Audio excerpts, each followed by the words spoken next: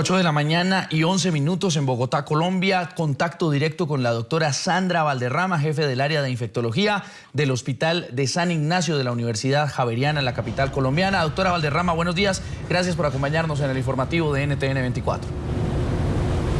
Buenos días, Carlos y Ruth, y pues aprovecho para saludar a la teleaudiencia de Estados Unidos, Latinoamérica y el Caribe. Hemos encontrado un patrón en todos los casos de tratamiento de infectados con ébola, pacientes que lamentablemente después fallecen. Van a hospitales en Europa y en los Estados Unidos y allí pues se desencadena la muerte.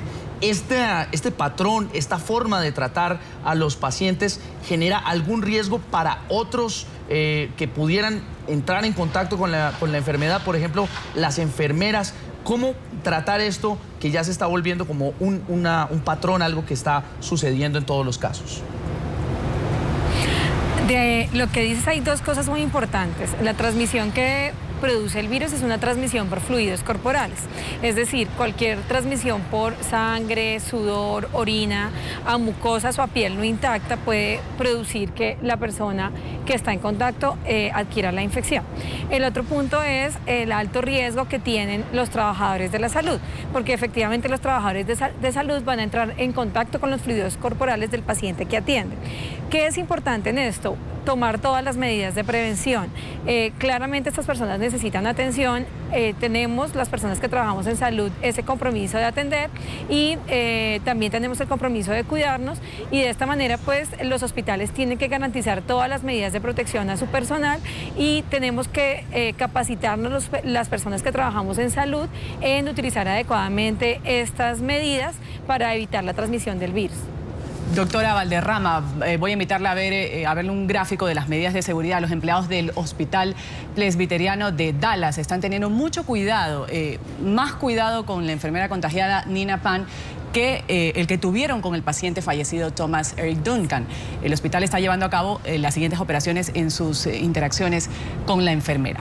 En primer lugar, han puesto a hacer que los trabajadores se pongan y quiten el traje de aislamiento frente a un compañero que observe cómo lo hace e identifique potenciales riesgos. Uso de sistemas de aislamiento más sencillos y que provocan menos dificultades para realizar su trabajo. Eso también incluye prohibir el uso de más medidas de seguridad de las necesarias. Por ejemplo, 2 pares de guantes, como manda el CDC, en vez de 3, como se emplearon con Duncan. También, doctora Valderrama y televidentes de NTN 24, se menciona el rociado de los trajes de protección con poderoso desinfectante antes de abandonar el área en la que está la enfermera Pam. Reducción del número de personas en contacto con la enfermera para así limitar las potenciales víctimas del contagio. Personal para supervisar área en el que está la enfermera, en el área en la que está justamente esta mujer, cuya única función es supervisar que los procedimientos se siguen de forma estricta.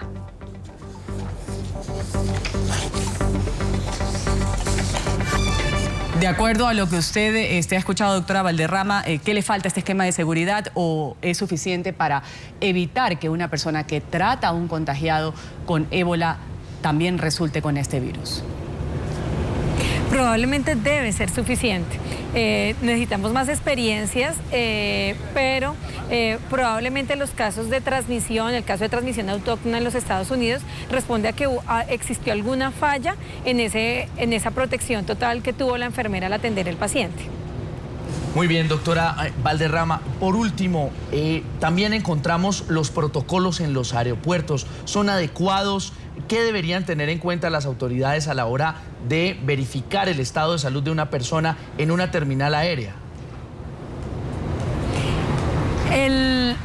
Yo pienso que estamos empezando a aprender. En el aeropuerto pues ya están haciendo unas preguntas que son claves y que son importantes. Pensaría que sí toca reforzar más el tema de capacitación en el mismo momento que las personas van ingresando al país, en el caso de nuestro país pues a Colombia, que existan más habladores e información, y que también se le explique a las personas que tienen la obligación de dar una información que sea veraz, porque tenemos el riesgo de que las personas por temor no den toda la información o oculten algunos síntomas que tengan por miedo al rechazo o al aislamiento.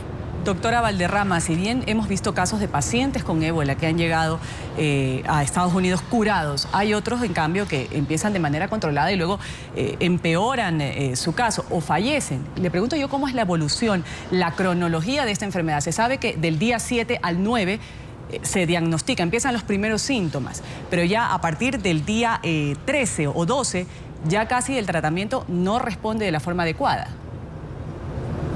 Exactamente, el periodo de incubación después del contacto a que uno haga los síntomas va de 2 hasta 21 días, 3 semanas, pero la mayoría de personas desarrollan síntomas como del día 7 al día 14. El tema es que entre más temprano se detecten los casos y más temprano se inicie el manejo, que realmente el manejo son medidas de soporte, es darle líquidos, si hay desequilibrio hidroelectrolítico, compensar ese desequilibrio, si hay alteraciones de la coagulación, estarlas compensando. Va a ser mucho más efectivo entre menos afectada esté la persona. Lo que pasa muchas veces es que las personas consultan tardíamente o se aceptan tardíamente en los hospitales y cuando llegan ya tienen un deterioro importante y por eso es la alta mortalidad. Es la doctora Sandra Valderrama, jefe del área de infectología del Hospital Universitario San Ignacio de la Universidad Javeriana en Bogotá, Colombia. Gracias por acompañarnos en el informativo de NTN 24, por sus valiosas explicaciones. Gracias por la invitación.